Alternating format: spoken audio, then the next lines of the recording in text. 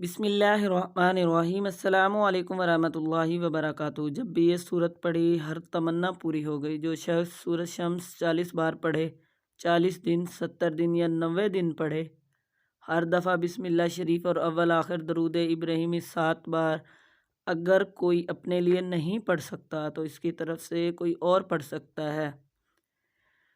جو یہ عمل کرے گا اس کے ساتھ انوکھا معاملہ ہوگا، ایسی ترتیب چلے گی کہ وہ مالا مال ہو جائے گا، اور بے اولاد ہے تو اللہ پاک اسے اولاد کی نعمت سے نواز دے گا۔